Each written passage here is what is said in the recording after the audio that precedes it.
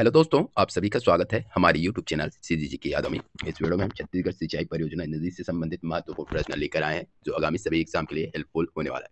तो वीडियो में तक बने रहेगा। तो वीडियो में आगे बढ़ने से पहले जो लोग चैनल में नए जुड़े हैं चैनल को सब्सक्राइब कर लीजिए, साथ ही बेल आइकन की घंटी जरूर दबाएं ताकि हमारे अगले वीडियो का नोटिफिकेशन आपको मिल सके। तो बिना देरी किए चलते हैं आज के पहले प्रश्न की ओर। आज का पहला प्रश्न दिया है, छत्तीसगढ़ राज्य में निम्नलिखित सिंचाई परियोजनाएं किस नदी पर स्थापित की गई है? सुमेलित कीजिए। ये सुमेलित कीजिए है, याद रखिएगा, सुमेलित कीजिए। ठीक है,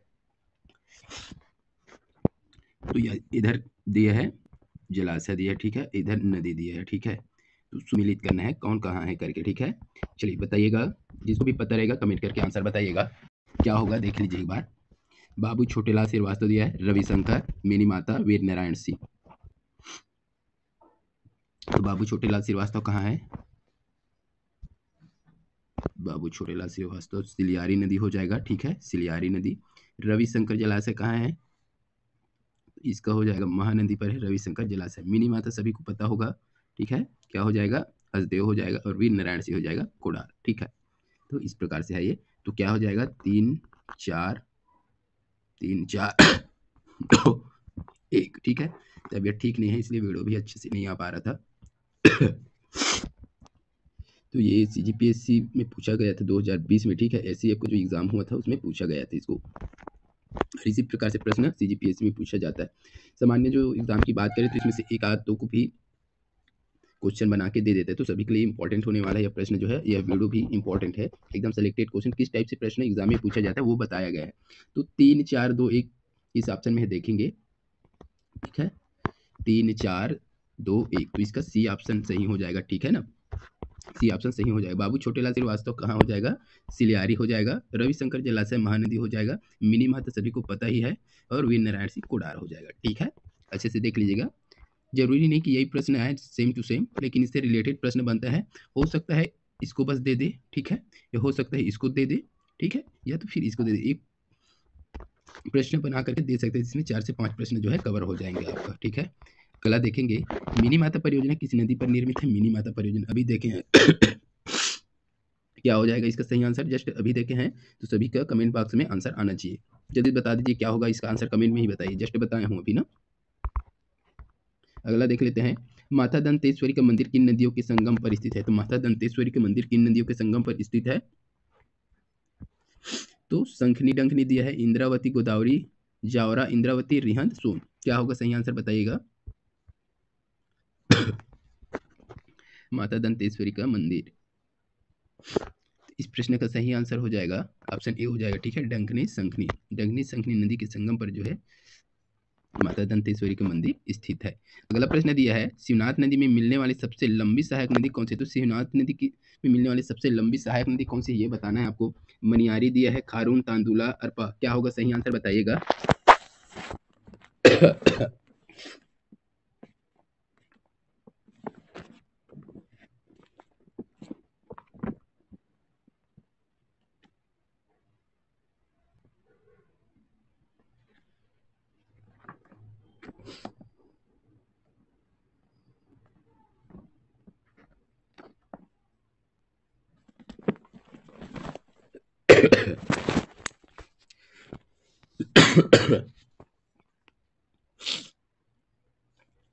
तो इसका सही आंसर हो जाएगा ऑप्शन ए हो जाएगा, ठीक है ना, मनियारी नदी। तो शिवनाथ नदी में मिलने वाली सबसे लंबी नदी कौन सी है पूछा जाएगा, तो मनियारी नदी याद रखिएगा, ठीक है।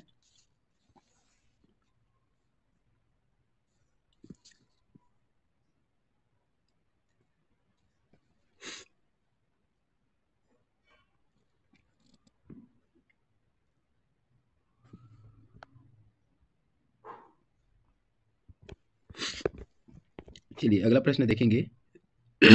अच्छा, एक चीज यहाँ पर और बता देता हूँ। शिवनाथ नदी में मिलने वाली सबसे लंबी सहायक नदी कौन सा हो गया? मनियारी नदी हो गया।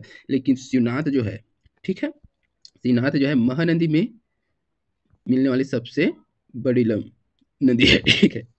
ये शिवनाथ नदी जो है महानदी का सबसे बड़ी या सबसे लंबी सहायक नदी है, ये याद रखिएगा। शिवनाथ जो है महानदी का सबसे बड़ी सहायक नदी है, लंबी, और ये शिवनाथ का मनियारी जो है सबसे लंबी सहायक नदी है।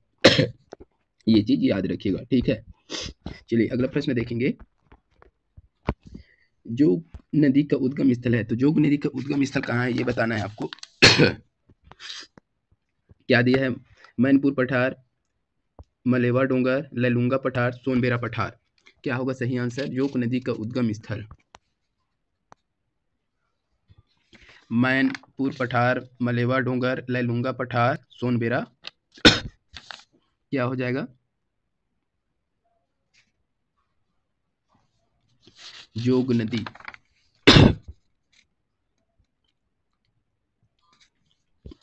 जिसको भी पता है कमेंट करके आंसर बता दीजिए।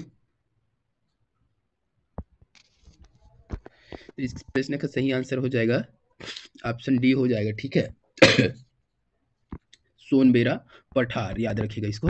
सोनबेरा पठार जोक नदी का उद्गम जो है सोनबेरा पठार उड़ीसा से है ना, याद रखिएगा, उड़ीसा से हुआ है।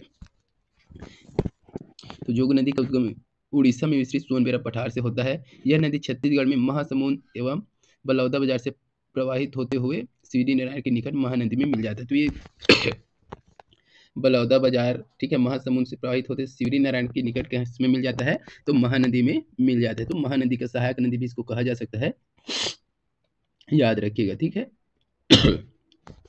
तो किसमें शामिल? महानदी की दक्षिण से ओर से मिलने वाली सहायक नदी में शामिल है ये जो है जोंक नदी, ठीक है। चलिए अगला प्रश्न देखेंगे। बोधघाट परियोजना से संबंधित निम्नलिखित कथनों पर विचार व कीजिए तथा सही उत्तर को चुनिए। तो बोधघाट परियोजना के संबंध में तो कुछ तथ्य दिए हैं, उसमें विचार करना है और सही उत्तर को चुनना है, ठीक है। तो यह परियोजना इंद्रावती नदी पर स्थित है, तो ये क्या हो जाएगा? बिल्कुल सही हो जाएगा, ये सही हो जाएगा। कथन एक तो सही है, ये जो है इंद्रावती नदी पर स्थित है बोधघाट परियोजना, याद रखिएगा इसको। अगला क्या दिया है? इस परियोजना से लगभग लाभ पाने वाले जिले दंतेवाड़ा, सुकमा एवं बीजापुर है, तो ये भी क्या हो जाएगा? सही हो जाएगा, ठीक है ना, ये भी सही हो जाएगा। तीसरा क्या दिया है? इस परियोजना की प्रस्तावित सिंचाई क्षमता 3,66,580 हेक्टेयर है, तो ये भी सही है, ठीक है।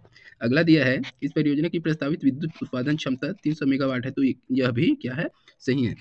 इस परियोजना से कितना मेगावाट का विद्युत क्षमता लगा हुआ है यूनिट? तो 300 मेगावाट का विद्युत उत्पादन क्षमता प्रस्तावित है इसमें, ठीक है। जो बोधघाट परियोजना है उससे 300 मेगावाट विद्युत उत्पादन होगा, इसको याद रखिएगा। तो ये चारों कथन जो है सही है, तो ऑप्शन में देखेंगे, ठीक है, केवल एक कथन, केवल दो, सभी चारों कथन सही है, तो इसका डी ऑप्शन जो है सही हो जाएगा, ठीक है। इसको अच्छे से देख ले, किसी एक को भी पूछा जा सकता है, ठीक है। बोधघाट परियोजना से लाभ पाने वाले जिले कौन कौन से हैं करके भी दे सकता है, इसको याद रखिएगा, ठीक है।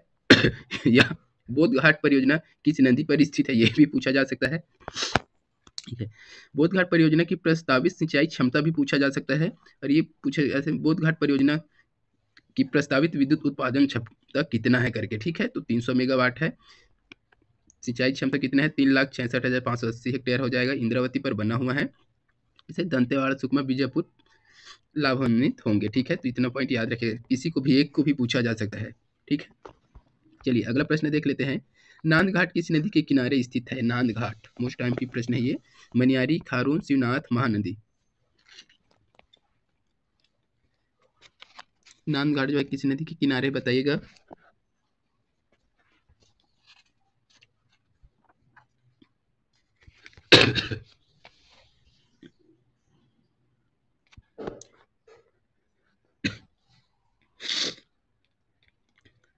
तो इस प्रश्न का सही आंसर हो जाएगा ऑप्शन सी हो जाएगा, सभी को लगभग पता है, शिवनाथ नदी नांदघाट, ठीक है। तो नांदघाट जो है शिवनाथ नदी के किनारे है, ठीक है। नांदघाट बेमेतरा आएगा, ठीक है। तो शिवनाथ नदी के किनारे कौन कौन सा है? तो दुर्ग भी आ जाएगा अपना, दुर्ग, नांदघाट, बेमेतरा जिला में, ठीक है। मतकुद्वीप आ जाएगा, मुंगेली, शिवनाथ नदी के किनारे मतकुद्वीप मुंगेली हो जाएगा। सोमनाथ आ जाएगा, बलौदा बाजार, ठीक है। तो ये स्थल रखिए, याद रखिएगा, पूछा जा सकता है इसको, ठीक है। शिवनाथ नदी क्या है? महानदी की सबसे बड़ी सहायक नदी है, इसको भी याद रखिएगा, ठीक है। महानदी एवं शिवनाथ नदी का दोआब क्षेत्र रायपुर दुर्ग जिले में फैला है, और महानदी और शिवनाथ नदी का दोआब बनता है वो रायपुर और दुर्ग जिले में फैला हुआ, ये भी पूछा जा सकता है, ठीक है। महानदी और शिवनाथ नदी का दोआब क्षेत्र है करके पूछा जा सकता है, तो याद रखिएगा रायपुर और दुर्ग, ये एग्जाम में पूछा हुआ भी है ना, 2013 में इसको पूछा गया था सीजीपीएससी में ही। हाँ, और मोस्ट टाइम भी है इसके बारे में एक चीज और, तो छत्तीसगढ़ को दो भागों में विभाजित करने वाली नदियाँ पूछा जाता है अक्सर, ठीक है। तो छत्तीसगढ़ के जो छत्तीसगढ़ थे उसके 2 भागों में कौन सी नदी विभाजित करते थे? तो ये शिवनाथ नदी ही विभाजित करती है, ये आज याद रखिएगा, ठीक है। इसके उद्गम की अगर बात करें शिवनाथ नदी की, तो गोंडरी गांव गढ़चिरौली महाराष्ट्र से, तो महाराष्ट्र में इसका उद्गम हुआ है शिवनाथ नदी का। कुल लंबाई की अगर बात करें तो 290 किलोमीटर, ठीक है। जो छत्तीसगढ़ में बहने वाली सबसे लंबी नदी कौन सी है, ये भी एग्जाम में पूछा जाता है, ठीक है। तो शिवनाथ में बहने वाली सबसे लंबी नदी पूछे तो शिवनाथ नदी हो जाएगा, ठीक है। ये चीज याद रखना है अपने को, किसी भी एक पॉइंट को उठाकर पूछ जा सकता है, ठीक है। चलिए अगला प्रश्न देख लेंगे। प्रधानमंत्री कृषि सिंचाई योजना के अंतर्गत भारत सरकार द्वारा चिन्हांकित 11 महत्वपूर्ण परियोजनाओं में छत्तीसगढ़ राज्य की कितनी प्रमुख योजनाएं शामिल की गई है? ये भी इंपॉर्टेंट है। तो ऑप्शन दिया है 6, 5, 3, 2। ये 2019 में पूछा गया था इसको, ठीक है। तो प्रधानमंत्री कृषि सिंचाई योजना के अंतर्गत भारत सरकार द्वारा चिन्हांकित 11 महत्वपूर्ण परियोजना में छत्तीसगढ़ की कितनी परियोजनाएं शामिल है? तो प्रधानमंत्री सिंचाई योजना के अंतर्गत कितने को चिन्हांकित किया गया था? 11 परियोजनाओं को चिन्हांकित किया गया था। उसमें छत्तीसगढ़ से कितने प्रमुख योजनाएं शामिल है, ये पूछा गया है। 6, 5, 3, 2 क्या होगा सही आंसर? इस प्रश्न का सही आंसर हो जाएगा ऑप्शन सी हो जाएगा, ठीक है, 3। तो प्रधानमंत्री कृषि सिंचाई योजना के अंतर्गत चिन्हांकित परियोजनाओं में छत्तीसगढ़ राज्य से 3 प्रमुख योजनाओं को क्या किया गया था, शामिल किया गया था, जिसमें केलो वृहद परियोजना, याद रखिएगा कौन कौन सा शामिल हुआ था। तो केलो हो जाएगा, एक केलो वृहद परियोजना हो जाएगा, एक था खारंग परियोजना, ठीक है, और एक क्या था मनियारी परियोजना। तो ये तीनों को केलो वृहद परियोजना, खारंग परियोजना और मनियारी, ये तीनों को शामिल किया गया है इसमें, तो प्रधानमंत्री कृषि सिंचाई योजना के अंतर्गत, ठीक है। चलिए अगला प्रश्न देख लेंगे। छत्तीसगढ़ की कौन सी सिंचाई परियोजना को प्रधानमंत्री कृषि सिंचाई योजना में शामिल किया गया था? इसका आप कमेंट में आंसर बताएगा, अभी टाइम खाएगा जबरन का, है ना, अभी बताया हूँ, जस्ट बताना इसको कमेंट में। मांड और महानदी के संगम पर कौन सा धार्मिक स्थल है? तो मांड नदी और महानदी के संगम पर कौन सा धार्मिक स्थल है, ये बताना है। डिंडनेश्वरी दिया है, आरंगमोती, चंद्रहासिनी देवी, महामाया। क्या होगा सही आंसर बताइएगा।